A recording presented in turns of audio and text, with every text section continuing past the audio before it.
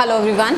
सो lastly हम लोगों ने स्टडी किया था regarding atomic spectra, right. Atomic spectra is of course one of the most important topic to be covered in Bohr model.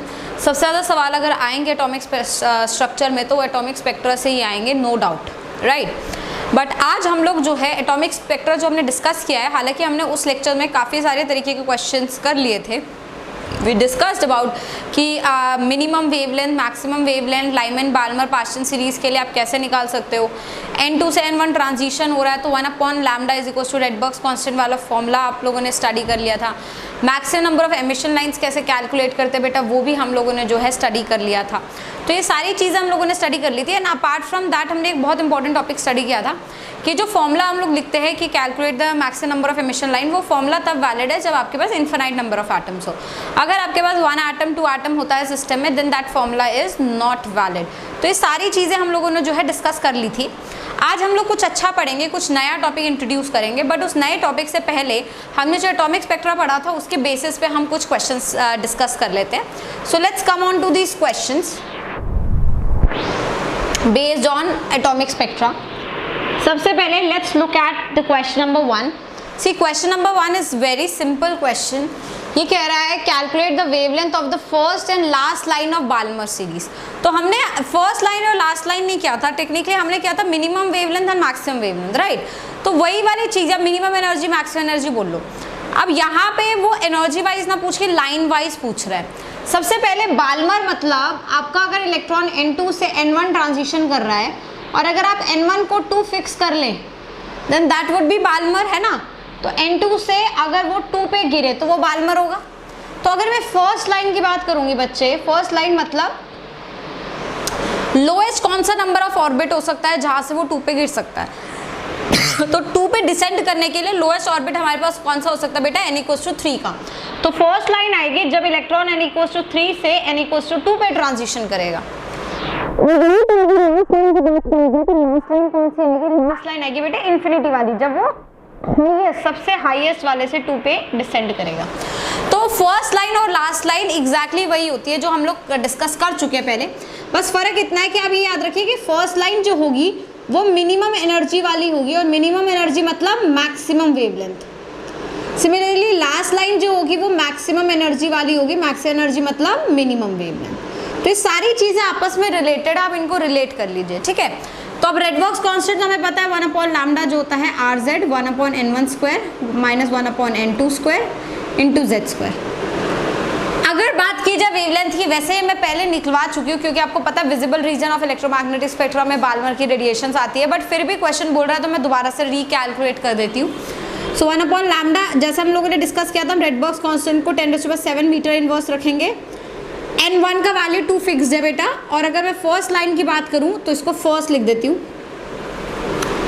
या फिर first ना लिखे, लेट्स राइट इट एट 3 से 2 का ट्रांजिशन, तो that would be easier for you to understand. 1/9 and it's a hydrogen atom, so that means Z has to be 1. So 1/λ 3 से 2 would be 10⁷ into, if I solve this I'll get 36 over here, 5 - 4 मतलब 5/36. So technically if lambda I will calculate, that will come out to be 36/5 into 10⁻⁻7 meters. So that's like 720 nanometres के आसपास जो है, somewhat like that only, because ये वाली value आएगी मेरी 7.2 और 7.2 अगर इंटू मैंने 10⁻7 इंटू -2/-2 करा तो 720 बनता है, तो इतना नैनोमीटर हो गया। और अगर मैं 1/λ इन्फिनाइट से 2 निकालूं, so that would be 10⁻7 metre inverse, 1/n1² - 1/∞ का square, that would be of course 0। तो लैम्डा इन्फिनाइट से 2 जो होगा वो होगा 4 × 10⁻⁻7, दैट्स लाइक 400 नैनोमीटर्स। तो 400 nanometres would be my last line and my first line that I'll get would be 700 nanometers. Is that clear till now? तो इस तरीके से first line, last line, minimum wavelength, maximum wavelength, maximum energy, minimum energy, first excited state for Balmer, let's say इस question में मैं बोल देती first excited state of Balmer. तो ये बेटा मैं आपको पहले ही बता चुकी हूँ, वैसे हालांकि जब हम लोगों ने डिस्कस किया था तो हमने ये डिस्कस किया था n = 1 हमेशा ग्राउंड स्टेट माना जाता है, एंड देन लाइक 2 3 4 5 6 7 8 जितने भी होते हैं वो सारे एक्साइटेड स्टेट होते हैं। That is a general case, right, that is for any atom और 1 इलेक्ट्रॉन स्पीशीज वाले एटम के लिए हमेशा वैलिड है। बट अगर मैं इस क्वेश्चन को टर्न आउट करूँ और मैं बोलूँ कि calculate the wavelength of transition of मतलब from first excited state of Balmer, तो जब उसने फिक्स कर दिया बाल्मर, बाल्मर मतलब n = 2 उसका लोएस्ट एनर्जी स्टेट है, समझ लो। लाइमन मतलब n = 1 उसका लोअर एनर्जी स्टेट है। पैस्चन मतलब n = 3 उसका लोअर एनर्जी स्टेट है, और जो लोएस्ट एनर्जी स्टेट होगा वही हमारा ग्राउंड स्टेट होगा। टेक्निकली बात ये है। तो अगर मैं बोलती first excited state in general, first excited state that means n = 2, but अगर मैंने बोल दिया first excited state of Balmer, तो बाल्मर के लिए ग्राउंड स्टेट n = 2 है, तो उसका फर्स्ट एक्साइटेड स्टेट n = 3 होगा। बात समझ आई? तो सीरीज के लिए first excited state, second excited state different होते हैं जो एटम के लिए फर्स्ट सेकंड थर्ड होते हैं। तो ये चीज़ों पे कंफ्यूज मत रहिएगा। तो अगर मैं इसे बोलूँ ना फर्स्ट लाइन ऑफ बाल्मर, इसे मैं टेक्निकली बोल सकती हूँ first excited state transition of Balmer, क्योंकि बाल्मर के लिए फर्स्ट एक्साइटेड स्टेट n = 3 होगा।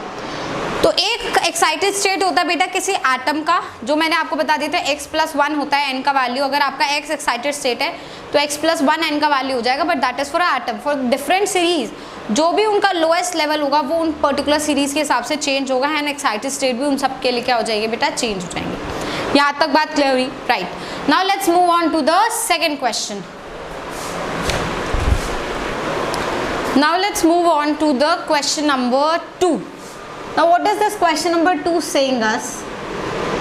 ये न्यूमेरिकल नहीं है, एक एक्सप्रेशन क्वेश्चन है जिसमें मुझे एक्सप्रेशन निकालना है। क्वेश्चन कह रहा है for excited helium ions which emits a photon of wavelength lambda in returning to the ground state from nth orbit, मतलब ट्रांजिशन हो रही है nth ऑर्बिट से ग्राउंड स्टेट, मतलब n = 1 पे। आर रेडबर्ग कांस्टेंट है, लैम्डा का रिलेशनशिप n के साथ निकालना है। तो मैं फॉर्मूला तो पता है रेडबॉक्स वाला, 1/λ = r 1/n1² - 1/n2²। तो n2 ये हो गया बेटा, n1 ये हो गया, n2 z का वैल्यू लेना पड़ेगा बिकॉज हीलियम है, तो हीलियम का z² मतलब 4 हो जाएगा। तो 1/λ would be r, so 1/λ would be r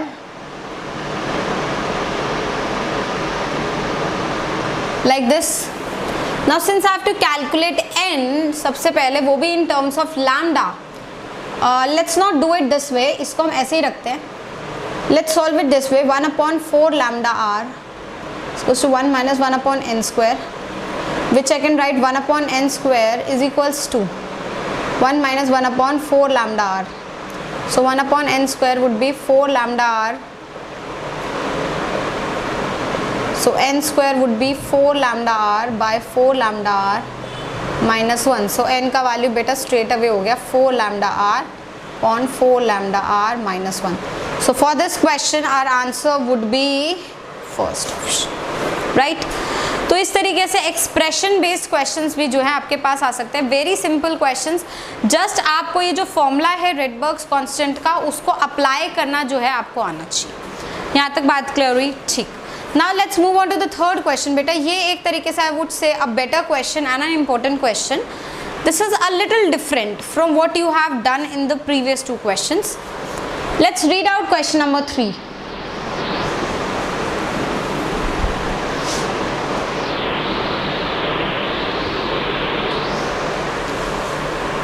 If electrons in hydrogen like species jump from n3 to n1 emitting a photon of wavelength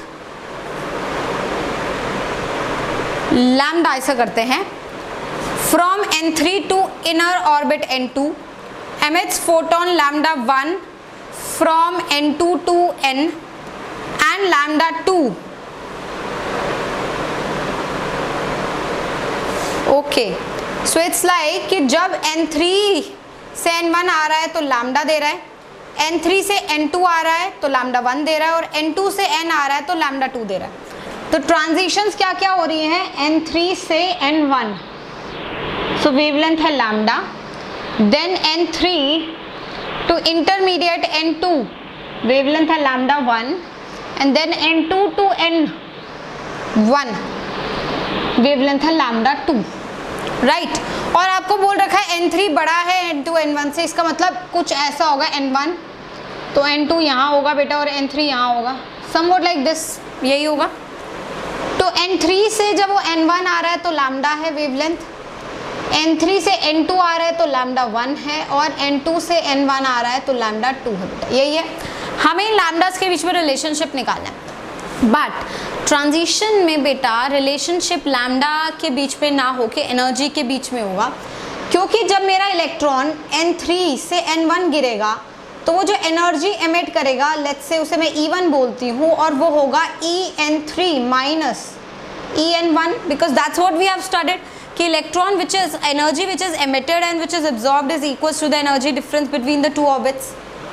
similarly जब वो n3 से n2 गिरेगा तो एनर्जी अगर वो E2 एमिट कर रहा है तो वो होगा En3 माइनस En2, और जब वो n3 से सीधा n1 गिरेगा तो एनर्जी होगी E3, that would B En2 minus En1, right. End of course आप यहाँ से देख सकते हैं कि E1 जो ये वाली एनर्जी होगी वो सम होगी इन दो एनर्जीज के, तो वो बराबर होगी E2 प्लस E3 के, क्योंकि व्हेन यू ऐड इट ना, यू सी n2 कैंसिल हो जाएगा और n3 माइनस n1 आएगा, और एनर्जी इलेक्ट्रोमैग्नेटिक रेडिएशन के फॉर्म में एमिट होगी, मतलब hc अपॉन लैम्डा होगा एनर्जी। तो E1 को लिख सकते हैं hc अपॉन जो यहाँ पर वेवलेंथ था that is lambda is equals to E2 को लिख सकते हैं जो ये वाला वेवलेंथ है लैम्डा 1,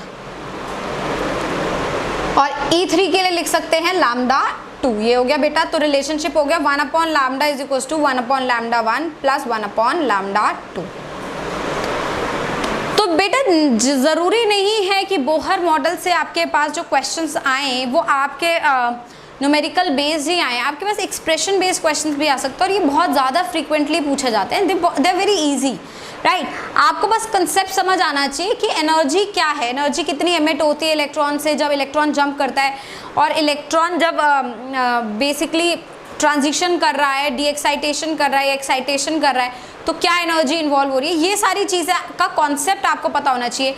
एमिशन लाइंस मैक्सिमम कितनी निकलती है, कॉन्सेप्ट्स अगर आपके पास है, आपको ये फॉर्मूला रेडबर्ग्स कांस्टेंट का पता है जो हमने लास्ट 2 क्वेश्चंस में यूज़ किया है, then you will be able to solve all the question. And plus आपको टर्मिनोलॉजीज पता होनी चाहिए, first excited state, minimum wavelength, maximum wavelength, emission lines, ये सारी टर्मिनोलॉजीज के साथ अगर आप कंफर्टेबल है तो यहाँ के न्यूमेरिकल बहुत ईजिली आपसे बनते हैं।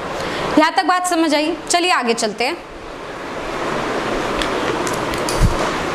तो अब हम लोग बेटा स्टडी करेंगे limitation of Bohr model of atom, limitation of Bohr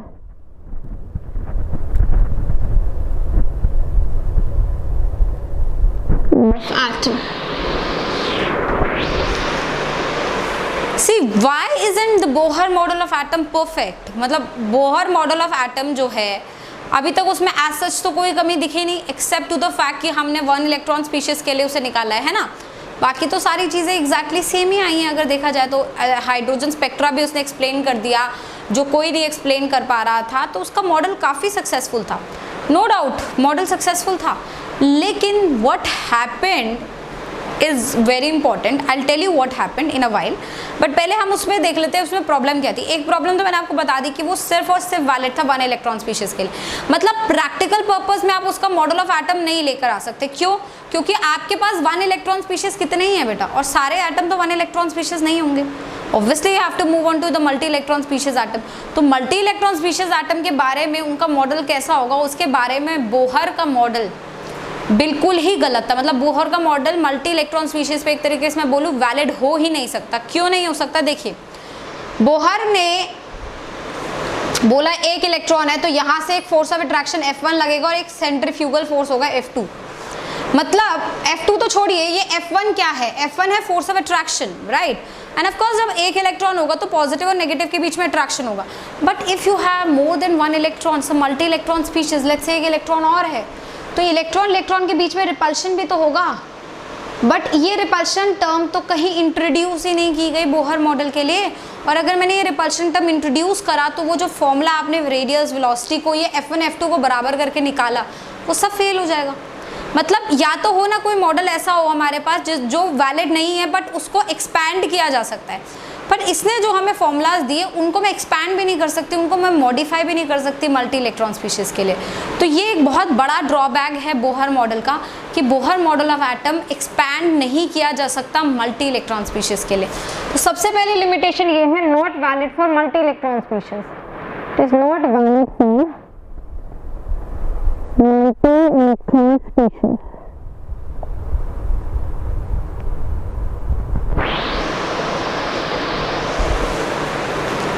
What is the next limitation we have?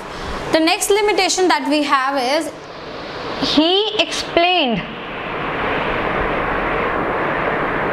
atomic spectrum but failed to explain fine spectra of atom. What do you mean by this?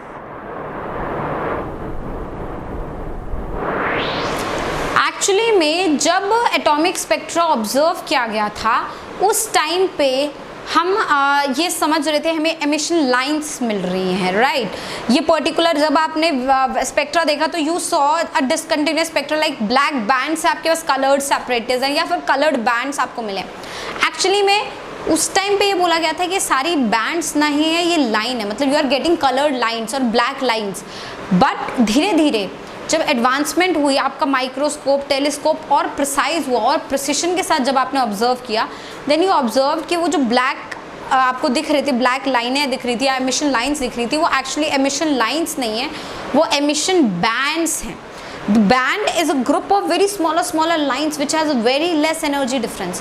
तो वो fine lines क्या हैं वो सारी चीज़ें उसने explain नहीं करी थी। उसने एक्चुअली में देखा जाए तो लाइन स्पेक्ट्रा वो कह रहा था, लेकिन वो लाइन स्पेक्ट्रा नहीं था, वो बैंड स्पेक्ट्रा था जो उसने एक्सप्लेन करा था।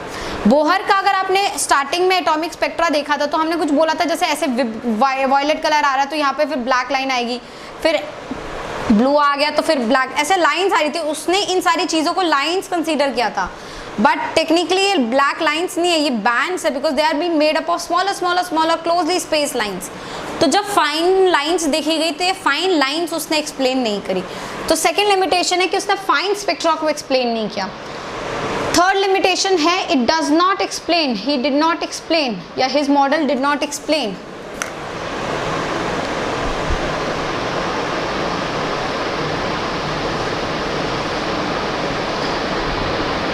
His model did not explain splitting of spectral lines.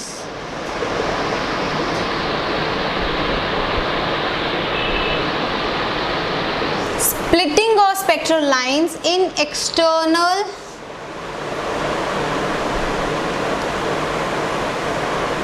magnetic field, which is known as Zeeman effect,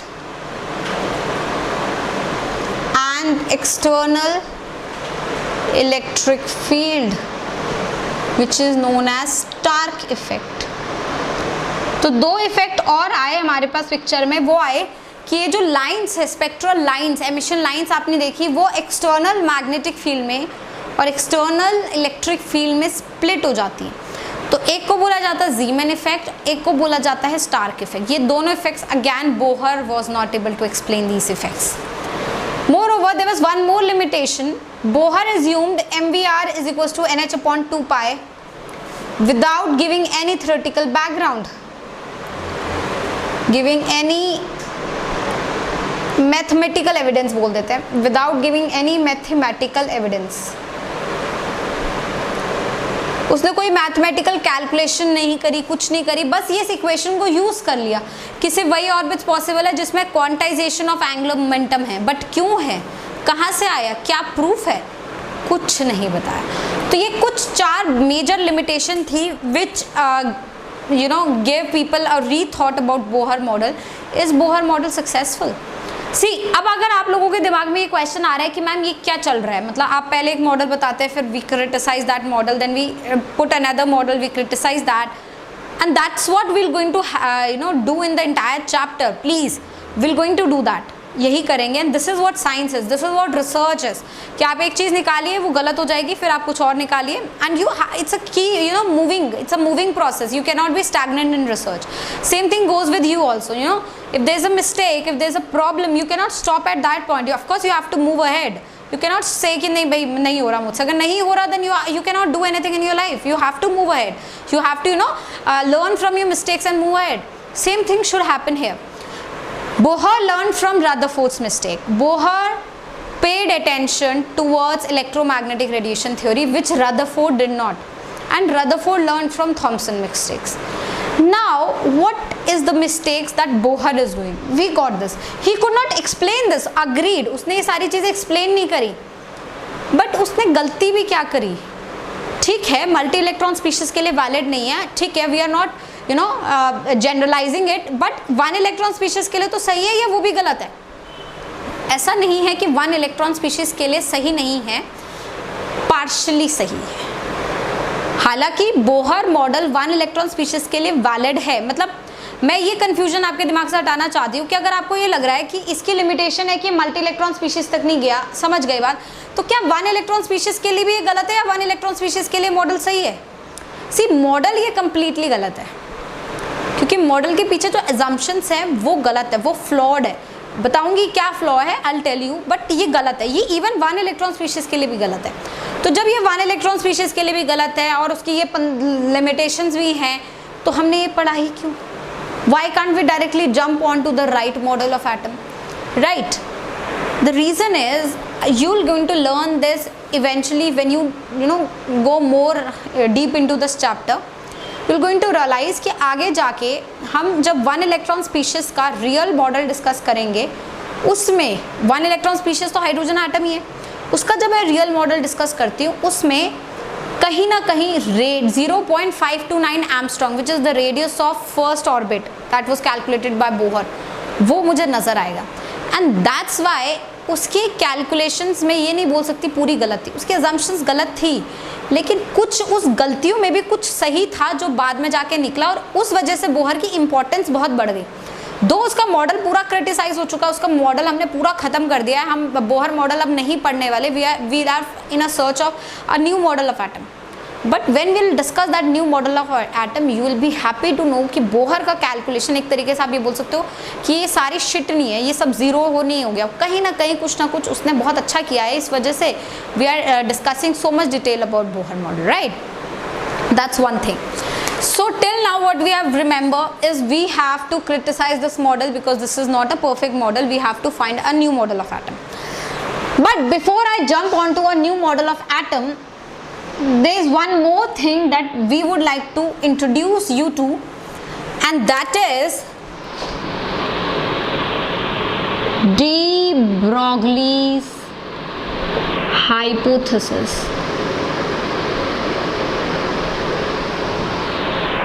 आप लोग हैरान रह जाएंगे, ये hypothesis given by the scientist de Broglie in the year of 1923. मतलब डी ब्रॉगली इतना गदर का साइंटिस्ट था, इतना खतरनाक आदमी था कि उस आदमी ने 1923 में अपनी ये हाइपोथेसिस दे दी थी. I will tell you what is the hypothesis. But you know what, 1923, और अगर आप याद कर सको, somewhat around 1932 Chadwick discovered neutron. मतलब even before neutron was discovered, de Broglie has given his hypothesis, and nobody has given any importance to his hypothesis. उसकी hypothesis को किसी ने कोई importance नहीं दी. 1923 में what is de Broglie hypothesis? According to de Broglie,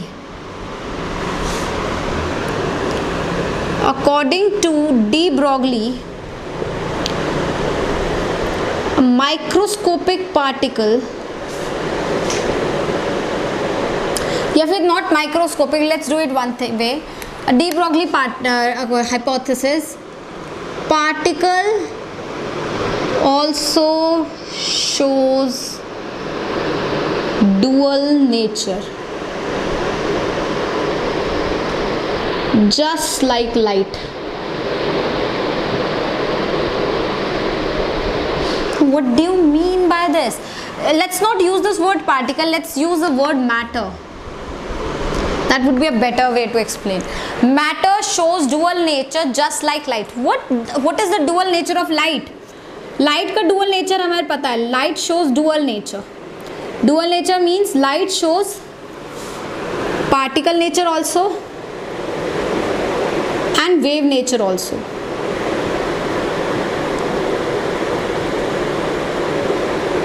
Right? So it shows particle nature as well as wave nature. The particle nature of light, जो light का particle nature है, the particle nature of light is evident of the fact कि हमारे पास photo electric effect है. इस experiment से proof हुआ. वो आपका black body radiations ने भी यही चीज़ proof करी.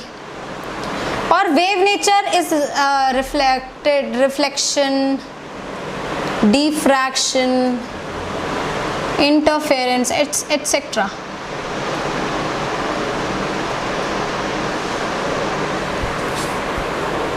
इस सारे तरीके के जो एक्सपेरिमेंट्स हुए, कुछ एक्सपेरिमेंट्स वेव नेचर के लिए मतलब वो थे कि वेव नेचर होगा लाइट का, कुछ एक्सपेरिमेंट्स फोटो इलेक्ट्रिक इफेक्ट जैसे एक्सपेरिमेंट्स ने कहा कि लाइट का पार्टिकल नेचर होगा, तो इसलिए हमने बोला लाइट का डुअल नेचर होता है. Light shows dual characteristics. Now de Broglie has given us a different view point. उसने कहा सिर्फ लाइट नहीं, जो आप सोचो डुअल नेचर शो कर रही है, सारे मैटर इस यूनिवर्स में, सारे के सारे matters, even this marker, this pen, this board, whatever matter you can see around you is showing dual nature, particle nature as well as wave nature. So according to de Broglie, matter also shows particle as well as wave nature. Isn't that अजीब सी बात? You know what? Can you just imagine this marker to be a wave, or this duster to be a wave, or a chair to be a wave, or blackboard to be a wave? Can you just imagine? These are all particles, isn't it? Then how are we saying this de Broglie saying कि wave nature होता है? Actually मैं आपको एक बात बताऊँ, de Broglie ने ये हाइपोथेसिस जो 1923 में दी है, 23 में जब उसने ये हाइपोथेसिस दी थी, ये तब की बात है उस टाइम पे कि आप लोगों ने कहीं सुना होगा, अगर आप थोड़ा सा भी मेडिकल टच में या बैकग्राउंड में, कि जो हमारे वो सब ऋषि मुनि टाइप लोग होते थे, वो मतलब उनको सारी एनर्जी जो है वहाँ से मिलती, ब्रह्मांड से मिलती थी. व्हाट डू वी कॉल है, एटमॉस्फेयर से वो सारी एनर्जी ले लेते हैं. Unlike us, they are not like us which is like polluting the environment and all stuff. जैसे आयुर्वेदिक मेडिसिन की भी जो डिस्कवरी होती है वो इसी तरीके से हुई थी कि देयर वाज वन ऋषि मुनि, वो किसी प्लांट के पास बैठे थे और उनको उस प्लांट ने सारी इन्फॉर्मेशन दे दी थी कि उसकी इसके ये कौन सी प्रॉपर्टी शो करता है, उसमें कौन सी healing power and all that. और वो प्रॉपर्टीज़ अभी तक प्लांट्स की यूज़ हो रही है, जो आयुर्वेदा में यूज़ हो रही है, और वो पता नहीं कितने सैकड़ों साल पुरानी चीज़ें. तो वो उस टाइम के जो लोग होते थे, they have the like super powers, they can extract information from the nature. Exactly somewhat like this happened with de Broglie also. De Broglie in his sleep got this dream that everything is actually showing a dual nature.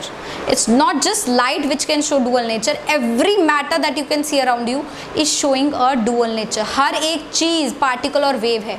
और जब वो नींद में उसने देखा, उसने experiment नहीं किया, he has not done any experiment, he has just given a hypothesis. He was a theoretical physicist, वो थ्योरी पे काम करता था, उसने कोई प्रूफ नहीं दिया, बस बोला. एंड सबको लगा पागल वागल हो गया क्या, सपने में कौन ऐसे बोलते हैं वेव है, सपने में तो तू जो भी बोल देगा, मैं भी सपने में कुछ भी बोल दूँ, मान थोड़ी लेंगे. तो that's why his hypothesis which he gave much ago, मतलब इससे पहले कि न्यूट्रॉन डिस्कवर्ड हो, इससे पहले रदरफोर्ड का मॉडल हो, इससे पहले बोहर का मॉडल आए, सबसे बहुत पहले इसने ये बोल दिया था और किसी ने इसको घास भी नहीं डाली थी. And you won't believe when he died, when actually he died, then even after his death, like 5 years after his death, somewhere like 5-7 years after his death, his hypothesis came into limelight. 5-7 साल मरने के बाद उसकी hypothesis को भाव दिया गया. और क्यों भाव दिया गया? क्योंकि किसी को कोई डायरेक्शन नहीं मिल रही थी मॉडल ऑफ एटम को देखने के लिए। और जब बोहर का मॉडल भी क्रिटिसाइज होने लग गया था, और ये बात तो पहले ही पता चल गई थी बोहर के मॉडल से ही पहले कि लाइट का डुअल नेचर है, तो एक साइंटिस्ट ने कहा कि जब लाइट डुअल नेचर शो कर सकती है, why can't the matter show, matter भी हो सकता है शो कर रहा हो, डी ब्रॉगली ने सही बोला हो। तो ये बात काफ़ी बाद में लोगों को समझ आई कि डी ब्रॉगली एकदम सही बोल रहा था। एंड क्योंकि अब वो मर चुका था, तो Germer and Davisson, they were the scientists who actually performed experiments. They performed the experiments to prove कि डी ब्रॉगली ने जो hypothesis दी है वो सही है, right?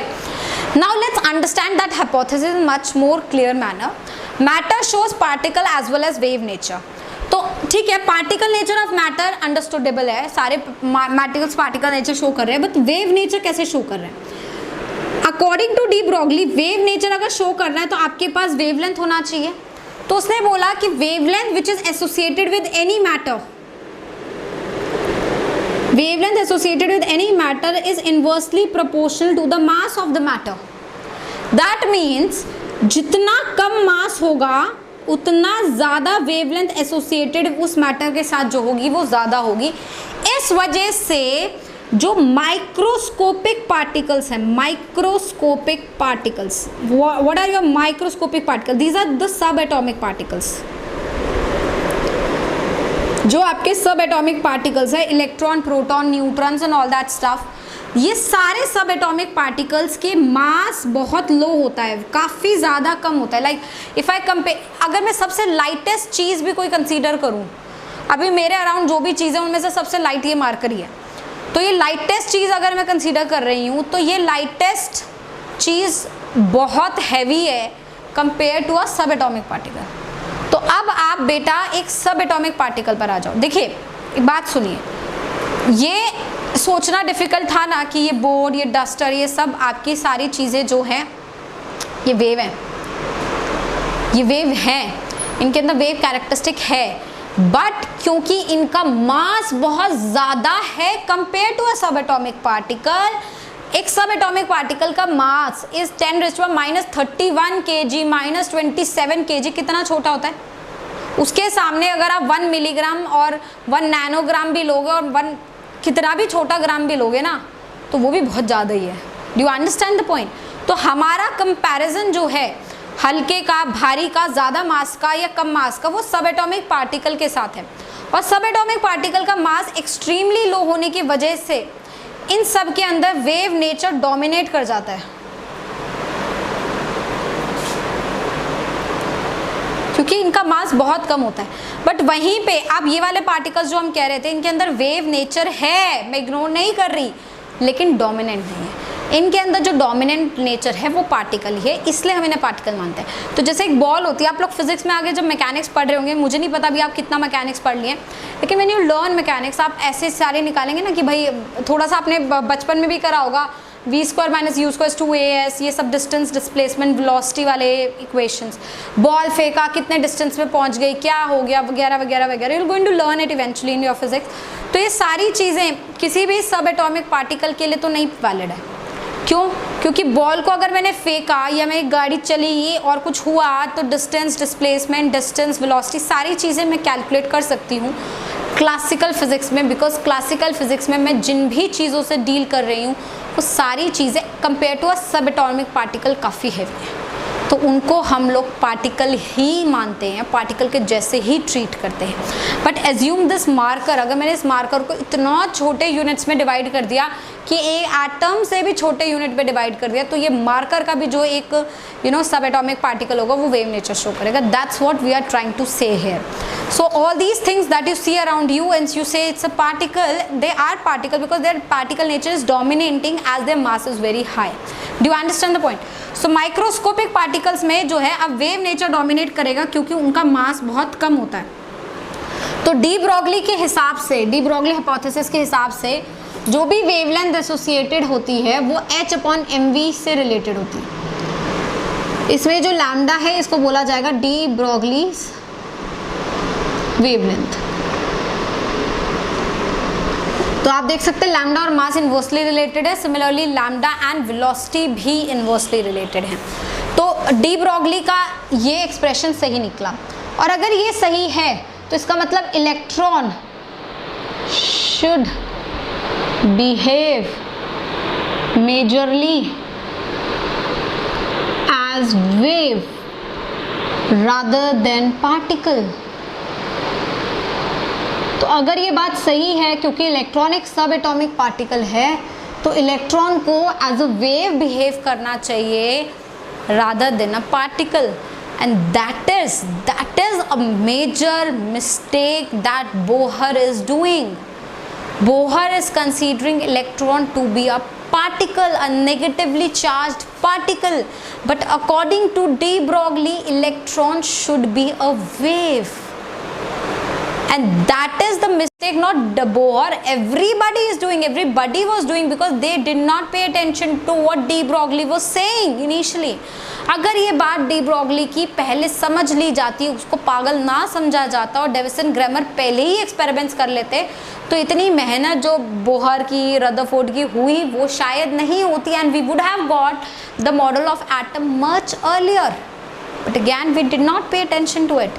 So that's the point. I don't want you people to regret on this. जैसे मैंने कहा था इस चैप्टर को पढ़ाते हुए I am going to give you शिक्षा, मॉरल शिक्षा ऑल्सो।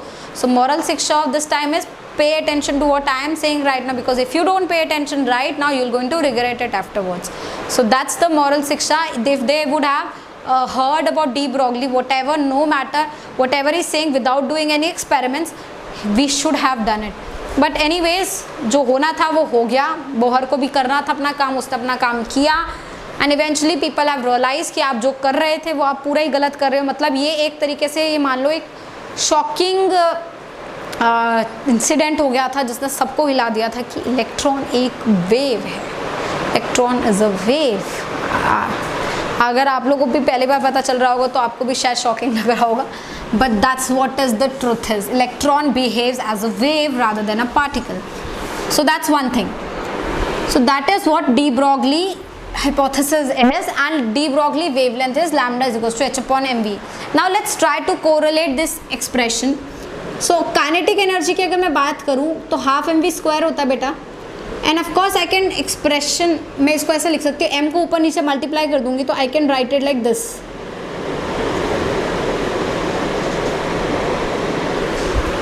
राइट। ये एक्सप्रेशन ऐसे लिखा जा सकता है। तो अगर आप एम वी का यहाँ से वैल्यू निकालेंगे तो that would be 2m kinetic energy का under root.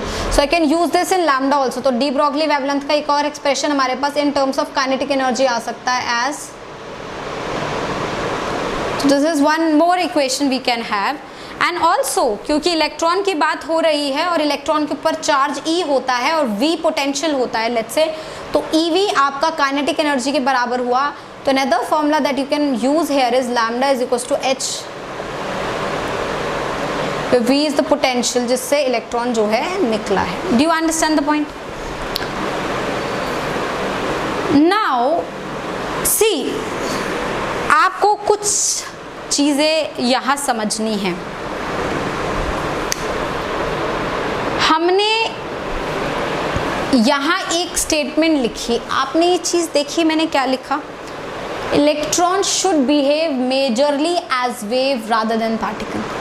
Did I say electron is not particle?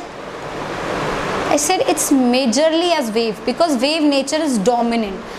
But being a dominant nature does not mean कि particle nature उसके अंदर है ही नहीं। Particle nature है, dominant nature wave है। Just that was the same case we did in light। कि अगर photo electric effect आया और मुझे लग रहा है कि लाइट पार्टिकल है, but that does not mean कि लाइट सिर्फ पार्टिकल है ना, बिकॉज अदर एक्सपेरिमेंट सेज कि लाइट वेव भी है। Same is the case hair. Don't get confuse with the fact कि अब डी ब्रॉगली की बात हम मान रहे हैं और डी ब्रॉगली के इतने सगे हो गए सिर्फ वेव मार रहे हैं।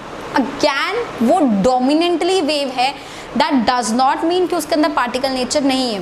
आई will tell you why, because see आपने एटॉमिक स्पेक्ट्रा देखा और एटॉमिक स्पेक्ट्रा में the electron was jumping.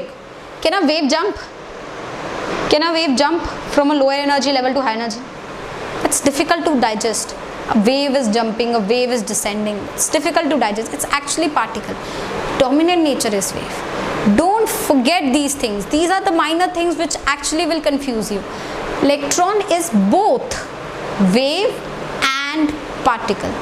Some of the experiments will say कि उसके अंदर particle nature exist कर रहा है, हालांकि बहुत कम होगा, मेजरली वेव होगा, बट होगा. समझ रहे हो? तो ये कुछ कुछ चीज़ें समझ रही हैं. अब जैसे यहाँ पे कुछ कन्फ्यूजन आ सकता है कि मैम काइनेटिक एनर्जी, वेव की काइनेटिक एनर्जी या वेव के लिए पोटेंशियल क्या हो रहा है? Particle. Electron also has particle nature, majorly is wave. तो वेव है तभी तो lambda h upon m v में ही तो प्लेस कर रहे हैं. मतलब ये expression is not saying just electron is particle, because ये एक्सप्रेशन में अगर मैंने वोल्टेज लिखा है या चार्ज लिखा है तो मैंने एक लैम्डा जो यूज करा वो तो डी ब्रोगली का यूज करा. मतलब wave nature as well as particle nature, we are taking these together, but Bohr has actually eliminated the wave nature totally. Bohr ने वेव पूरा ही हटा दिया ना, तो वो गड़बड़ हो गई. ठीक है, तो दोनों चीजें लेंगे. यहाँ तक क्लियर होता जा रही है बात, right? Very important thing, very very very important था, proof of quantization of angular momentum.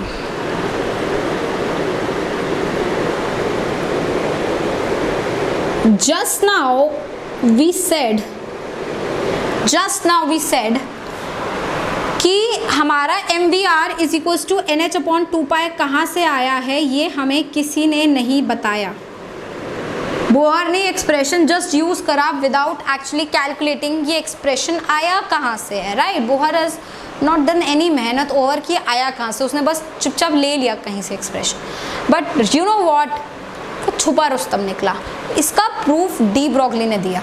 D Broglie hypothesis में m v r is equals to n h upon two pi जो है उसका प्रूफ दे दिया गया था. Now what is the proof? Listen, ध्यान से सुनना इस बात को, ये काफ़ी ज़्यादा इंपॉर्टेंट डिस्कशन है.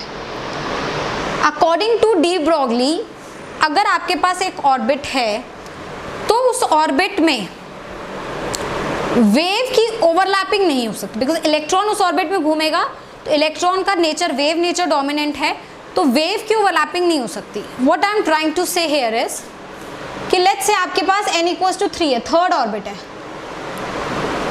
ठीक है, ये थर्ड ऑर्बिट है, इसका सरकमफ्रेंस हुआ 2 पाई r. थर्ड ऑर्बिट का रेडियस लेट्स से r है, तो थर्ड ऑर्बिट का सरकमफ्रेंस हुआ 2 पाई r. और मेरा इलेक्ट्रॉन वेव है, जो अगर एक वेव होता है तो उस एक वेव का लेंथ होता है लैम्डा.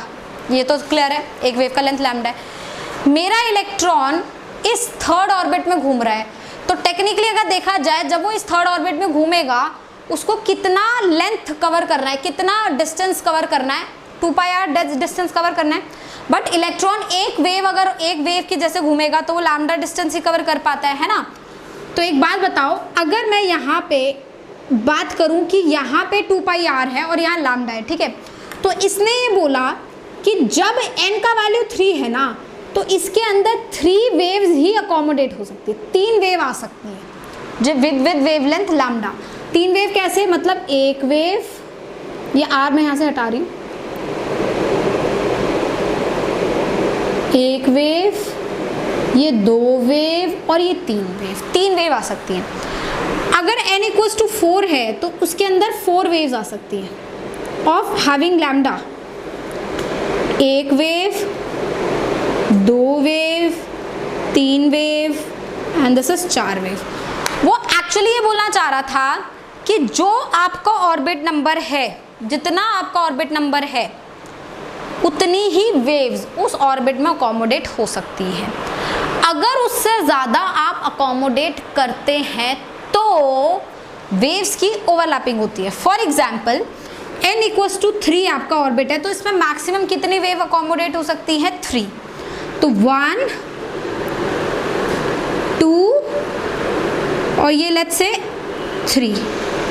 तो अगर ये n इक्वल्स टू 3, अब मेरी बात ध्यान से सुनना, मैंने क्या बोला, ये n इक्वल्स टू 3 है तो इसमें सिर्फ कितनी वेव अकोमोडेट हो सकती है? 3. अगर मैं बोलूँ एक ऑर्बिट मैं कंसीडर करना चाह रही हूँ, एक हाइपोथेटिकल ऑर्बिट कंसीडर करना चाह रही हूँ, hypothetical,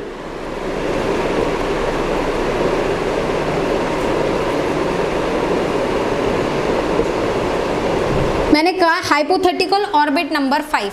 that means what I am trying to say is कि न्यूक्लियस के पास ये फर्स्ट ऑर्बिट, सेकेंड ऑर्बिट, ये थर्ड ऑर्बिट, ये फोर्थ ऑर्बिट है.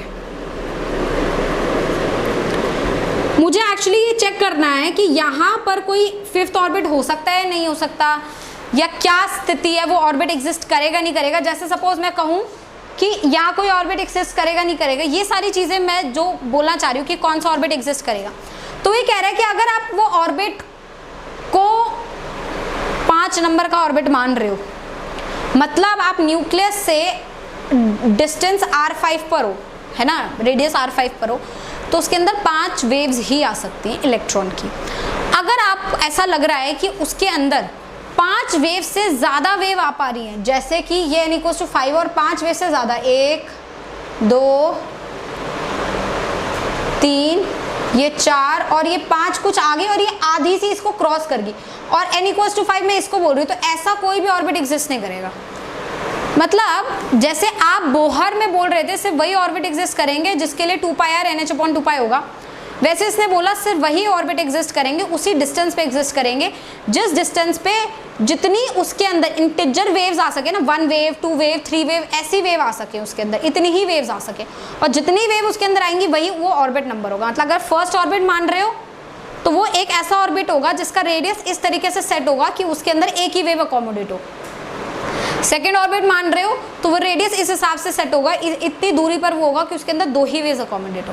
तो इसलिए इस वाले के अंदर 1 वेव, इसके अंदर 2 वेव। अगर मैं एक हाइपोथेटिकल ऑर्डर इनके बीच में मानूं तो उसमें ना ही 2 वेव पूरी आ पाएंगी ना ही 1 वेव पूरी आ पाएगी, तो वेव्स का ओवरलैपिंग होगा और ऐसा कोई ऑर्बिट एग्जिस्ट नहीं करता अकॉर्डिंग टू डी ब्रॉगली। तो डी ब्रॉगली ने ये बोलना चाहा कि कौन से ऑर्बिट एग्जिस्ट करेंगे और कौन से ऑर्बिट नहीं एग्जिस्ट करेंगे। ये मैं इस बेसिस पे देखूंगा कि एक ऑर्बिट का डिस्टेंस एज सच होना चाहिए, इस तरीके से होना चाहिए कि उसके अंदर इंटीजर नंबर ऑफ वेव्स जो हैं, मतलब waves positive integer number of waves जो है आ सके, non fractional, 0 and non negative, ऐसी नंबर ऑफ वेव्स आ सके, 1 वेव 2 वेव 3 वेव। तो ये उसका लॉजिक था। अगर आप ऐसा कोई ऑर्बिट हाइपोथेटिकल कंसीडर करते हो जिसमें आप जब वेव्स डाल रहे हो तो वो इंटीजर नंबर की नहीं आ रही, वो 2.5 वेव बन रही हैं या 3.5 वेव आ रही हैं, ऐसा कोई ऑर्बिट एग्जिस्ट नहीं करेगा। Do you understand the point? So that is the point कि अगर आप थर्ड ऑर्बिट की बात करोगे उसके अंदर 3 वेव्स एग्जिस्ट करेंगी, सेकेंड ऑर्बिट की बात करोगे तो उसमें 2 वेव्स एग्जिस्ट करेंगी, फिफ्थ ऑर्बिट की बात करोगे उसमें 5 वेव्स एग्जिस्ट करेंगी, जो भी ऑर्बिट की बात करोगे उसके अंदर उतनी नंबर ऑफ वेव्स एग्जिस्ट करेंगी। तो इसका मतलब ऑर्बिट का जो सर्कमफ्रेंस होगा that should be integral multiple of wavelength. That's what he was trying to say.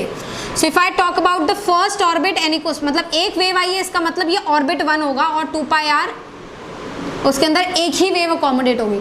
तो first orbit can accommodate 1 wave. Similarly अगर n का वैल्यू मैंने 2 रख दिया तो 2πr 2 लैम्डा होगा, मतलब second orbit can accommodate 2 waves.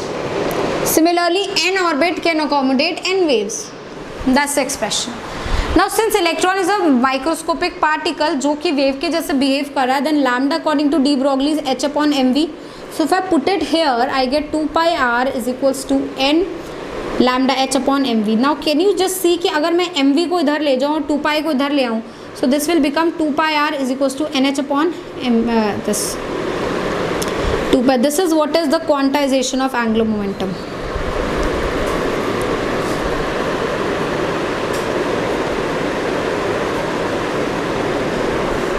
Momentum mv, right, जिसको मैंने p से रिप्रेजेंट कर दिया। ना कैन यू जस्ट सी कि बोहर ने ये क्वांटाइजेशन ऑफ एंगुलर मोमेंटम चुराया तो डी ब्रॉगली से था, लेकिन डी ब्रॉगली की बात को भाव नहीं दिया और यही उसके ऊपर भारी पड़ा, यही चीज़ उसके लिए गलत हो गई। इसलिए चीटिंग वीटिंग ना करें, और अगर चीटिंग कर रहे हैं तो बड़े दिमाग से करें। और यही क्रेडिट वो ले सकता था एक्सपेरिमेंट्स करके। हो सकता था कि अगर वो उसका एक्सप्रेशन देख रहा है, वो बोहर का वो इसको महत्व देता, तो हो सकता है कि सीधा वेव नेचर पे पहुंचता है। बोहर का मॉडल एक बहुत ही extraordinary model of real model of atom बन जाता, बट एनीवेज ऐसा नहीं हुआ। Do you understand the point? तो डी ब्रॉगली हाइपोथेसिस को अब हम कॉन्ट्रडिक्ट नहीं कर सकते any how, because Davisson and Germer ने एक्सपेरिमेंटली भी प्रूव किया है। हालांकि वो एक्सपेरिमेंट हमारे कोर्स में नहीं है, मैं बता देती हूँ। लेकिन उन्होंने क्या किया था, इलेक्ट्रॉन बीम को निकल मेटल से पास करा था और देखा था कि वो इलेक्ट्रॉन बीम जो है डिफ्रैक्शन पैटर्न दे रही है। तो लाइट जैसे डिफ्रैक्शन इंटरफेरेंस शो करती है, आप लोग फिजिक्स में पढ़ेंगे आगे जाके, और वो लाइट का डिफ्रैक्शन और इंटरफेरेंस वाला बिहेवियर प्रूव करता है कि लाइट वेव है। सिमिलरली इलेक्ट्रॉन बीम भी जब डिफ्रैक्ट हो रही है तो वो ये प्रूफ कर रहा है कि इलेक्ट्रॉन बीम भी जो है, हाई स्पीड इलेक्ट्रॉन वेव्स जो है वो वेव्स हैं, इलेक्ट्रॉन बीम जो है वो वेव्स के जैसे बिहेव कर रही है। And that is evidence to the fact कि आप मेजरली उसका वेव नेचर कंसीडर करो इलेक्ट्रॉन का। And then again quantisation of angular momentum भी उसने एक्सप्लेन किया। यहाँ तक बात क्लियर हुई? मतलब ये मान लो कि बोहर मॉडल ऑफ एटम के क्रिटिसाइज करने के पीछे जो कारण था वो कहीं ना कहीं डी ब्रॉगली था, जिस पे समय रहते ध्यान दे देते तो इतनी मेहनत व्यर्थ ना जाती। Do you understand the point? All right, but it's not just de Broglie जिसने बोहर का काम खराब किया है। There is one more model और आई कैन से हाइपोथेसिस जिसने बोहर मॉडल को क्रिटिसाइज करने में कोई कसर नहीं छोड़ी, and that is Heisenberg uncertainty principal.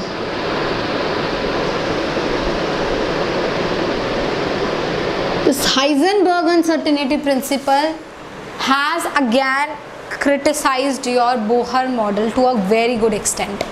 Now what is this Heisenberg principle saying? It states that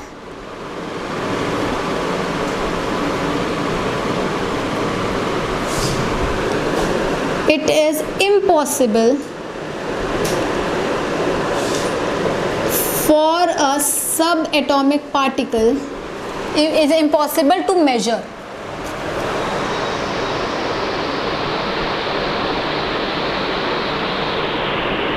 accurately, it is impossible to measure accurately velocity and position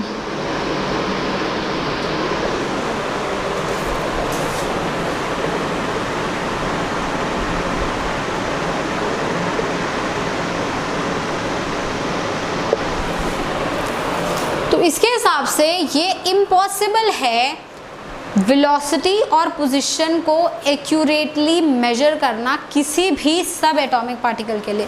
मतलब सब atomic particle like electron, proton, neutron, इन सब के लिए इनका position और इनके velocity में से कोई एक ही चीज़ एक्यूरेटली पता चलेगी, दूसरी चीज़ आप गलत ही बताओगे। आप दोनों चीज़ एक्यूरेटली उसकी मेजर नहीं कर सकते। पहले मैं समझा देती हूँ क्यों। क्योंकि देखिए इलेक्ट्रॉन, एटम आपको दिखता नहीं, इलेक्ट्रॉन क्या दिखेगा तुम्हें? तो अगर तुम्हें इलेक्ट्रॉन का एटम के अंदर इलेक्ट्रॉन का पोजीशन मेजर करना है तो आपको लाइट को एज अ प्रोब यूज़ करना पड़ता है। You have to use light. तो जब आप लाइट बीम इलेक्ट्रॉन पे मारते हैं तो इलेक्ट्रॉन उस लाइट बीम से एनर्जी लेके ट्रांजिशन कर सकता है। जब वो ट्रांजिशन कर लेगा तो उसकी पोजीशन भी चेंज हो जाएगी, उसकी वेलोसिटी भी चेंज हो जाएगी। तो यही पॉइंट है कि जब आप उसको उस पे इलेक्ट्रॉन बीम डाल के उसकी वेलोसिटी या पोजीशन मेजर करोगे वो तो चेंज ही हो जाएगी। तो आप कभी भी दोनों चीज़ें साथ में उनके लिए एक्यूरेटली मेजर नहीं कर पाओगे। अगर आप पोजीशन मेजर करोगे तो हो सकता है वेलोसिटी गड़बड़ हो जाए, और अगर आप वेलोसिटी मेजर करना चाहोगे तो हो सकता है पोजीशन गड़बड़ हो जाए। तो बट बोहर ने किसी भी सब इलेक्ट्रॉनिक पार्टिकल के लिए रेडियस मतलब उसका पोजीशन, उसकी वेलोसिटी, उसकी एनर्जी, सब के वेल डिफाइंड एक्सप्रेशंस मुझे दे दिए। मतलब मैं वो सारी चीज़ें एक्यूरेटली मेजर कर सकती हूँ। बट हाइजेनबर्ग तो कह रहा आप मेजर ही नहीं कर सकते एक्यूरेटली। तो बोहर क्या हो गया? गलत हो गया। तो बोहर का मॉडल भी पूरा क्रिटिसाइज हो गया हाइजेनबर्ग के आते, क्योंकि हाइजेनबर्ग के हिसाब से वेलोसिटी और पोजीशन कोई में से एक ही चीज़ मेजर हो सकती है। और हम तो सारे वेलोसिटी भी याद करके बैठे, एक्सप्रेशन रेडियस भी याद करके बैठे और सब कुछ याद करके बैठे, और वो चीज़ हमारी क्या है? गलत है। तो हाइजेनबर्ग के हिसाब से error in the measurement of position into 4 पाई, ये एक्सप्रेशन उसने दिया जिसमें से डेल्टा एक्स होता है error in measuring position. Position measure करने के लिए जो एरर आ रहा है, डेल्टा वी है एरर इन मेजरिंग वेलोसिटी। जब आप पोजीशन का एरर, वेलोसिटी का एरर इनटू मास करते हैं तो उसका वैल्यू हमेशा h/4 पाई से क्या आता है? ज़्यादा आता है। तो दैट मीन्स आप दोनों में से कोई भी एक्यूरेटली मेजर नहीं कर सकते। इन केस आपने कहा in case delta X tends to be 0, that means position is measured accurately. Error अगर 0 होगा मतलब पोजीशन मेजर्ड एक्यूरेटली हुआ।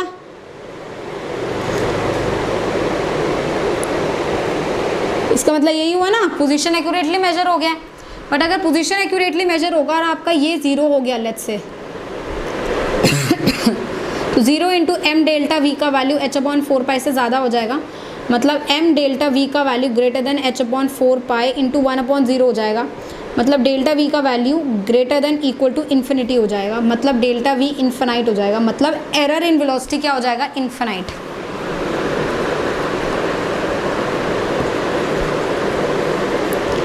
जहाँ एरर पोजीशन की 0 ही, वहाँ एरर वेलोसिटी की क्या होगी, इन्फिनिटी। और यही चीज़ वाइस वर्सा यहाँ होगी। अगर आपने डेल्टा एक्स को मतलब डेल्टा वी को 0 कर दिया तो डेल्टा एक्स इन्फिनिटी बन जाएगा, मतलब दोनों में से कोई एक चीज़ का एरर इतना ज़्यादा होगा कि आप झेल नहीं पाएंगे, इतनी गलत आएगी, और एक चीज़ सही आएगी, मतलब दोनों को आप कभी भी एक साथ सही पता नहीं कर पाएंगे, ना ही वेलोसिटी को, ना ही वेलोसिटी को, ना ही पोजीशन को। और ये हाइजेनबर्ग अनसर्टेनिटी प्रिंसिपल जो है, अगेन ध्यान रखिए, सब एटॉमिक पार्टिकल और माइक्रोस्कोपिक के लिए है। ये मत सोचना कि फिजिक्स में ऐसा क्यों हो रहा है, क्योंकि फिजिक्स में मैक्रोस्कोपिक चीज़ें हैं। भाई बॉल फेंकी तो बॉल की वेलोसिटी भी पता कर सकती हूँ, बॉल कहाँ गिरी, क्या डिस्टेंस पे गिरी, उसका वो भी पता कर सकती हूँ, क्योंकि वो सब एटॉमिक पार्टिकल्स नहीं है, they are on macroscopic. And what we are learning is quantum thing. Quantum thing means सब atomic particles. Do you understand the point, right? तो सबसे important expression Heisenberg uncertainty principle का ये भी है, बट साथ साथ एक और एक्सप्रेशन हाइजेनबर्ग अनसर्टेनिटी प्रिंसिपल का जो हमारे पास आता है वो आता है uncertainty into energy into uncertainty of time is greater than H upon 4 तो ये भी एक्सप्रेशन हाइजेनबर्ग ने ही दिया था। लेट्स सी ये एक्सप्रेशन हम लोग कैसे निकालते हैं। बात क्लियर हुई? नाउ अगर मुझे ये चीज़ प्रूव करनी है, उसके लिए आप क्या करिए, आप ये एक्सप्रेशन अपने साथ रखिए। See, what is this energy here? The energy is technically a kinetic energy. तो delta E can be taken equal to this thing. मतलब kinetic energy is technically half mv square, right? But मैं half इसलिए नहीं रही, because it's a constant. ठीक है, वो constant है, उसको मैं multiply नहीं कर रही। तो सिमिलरली मैंने सिंपल एक्सप्रेशन ले लिया जो कि मतलब डिफरेंशियल एक्सप्रेशन है, या फिर मैं बोलूँ जिसमें चेंज हो सकता है, which is a non constant. तो मैंने वो वाली चीज़ ले ली, काइनेटिक एनर्जी को हाफ mv स्क्वायर ना लिख के mv स्क्वायर लिख दिया, ठीक है। Now what is velocity? Velocity is distance travel per unit time, so I can write it as m into distance delta x का स्क्वायर पर यूनिट टाइम, मतलब delta t का स्क्वायर भी होगा। That is what delta e is, right? Now if I do this, check this expression, तो delta x जो है वो m delta v greater than h upon 4 है। Now यहाँ पर भी डेल्टा v को आप delta x upon delta t ज़रूर लिख सकते हैं, डिस्टेंस अपॉन टाइम। तो delta x into m delta x by delta t is greater than h upon 4 हुआ, और आप इसे लिख सकते हैं m डेल्टा x का whole square by delta t is greater than h upon 4 now check these two. अगर आप इस एक्सप्रेशन को इस तरीके से कर दे delta e into delta T, तो वो m delta x square by delta T नहीं बन जाएगा, which is exactly here. So I can replace this with this thing, delta e dot delta T is greater than h upon 4 तो h upon 4 ये expression भी आपका जो है Heisenberg uncertainty principle का ही एक्सप्रेशन है। तो ये एक्सप्रेशन मतलब change in energy and change in time का जो एरर है, मतलब एनर्जी, काइनेटिक एनर्जी और टाइम लैप्स जो है उसको भी आप एक्यूरेटली मेजर नहीं कर सकते, पोजीशन और वेलोसिटी के चेंज को भी आप एक्यूरेटली मेजर नहीं कर सकते। तो Heisenberg uncertainty principle and de Broglie hypothesis are the two major flaws which actually were the major contribution in criticizing your Bohr model, right? अब जो next model of atom होगा जिसे हम बोलते हैं स्क्रोडिंजर वेव इक्वेशन, उसमें हम इस तरीके से बात करेंगे कि हम ना ही इलेक्ट्रॉन की परफेक्ट पोजीशन की बात कर रहे हैं और ना ही हम उसकी वेलोसिटी की परफेक्ट बात कर रहे हैं और ना ही हम उसको पार्टिकल मान रहे हैं, मेजरली हम उसे वेव मान रहे हैं। तो कुछ एक ऐसा मॉडल होना चाहिए जिसमें इलेक्ट्रॉन का वेव नेचर हो, ताकि डी ब्रोगली भी खुश रहे, इलेक्ट्रॉन की पोजीशन एक्यूरेटली ना बता पाएँ, क्योंकि अगर एक्यूरेटली बताएंगे तो हाइजेनबर्ग को बुरा लग जाएगा, तो हाइजेनबर्ग भी ना बुरा माने। तो हमें कुछ ऐसा मॉडल चाहिए जिसमें इलेक्ट्रॉन की प्रोबेबिलिटी फाइंडिंग की बात हो, ना कि इलेक्ट्रॉन की प्रेजेंस की। यहाँ प्रेजेंट है ऐसे नहीं, यहाँ प्रोबेबली प्रेजेंट है, that is a better word, right? तो हम कुछ ऐसा मॉडल ढूंढेंगे, that is Schrödinger wave equation, that will be discussing in the next class. Is that clear till now?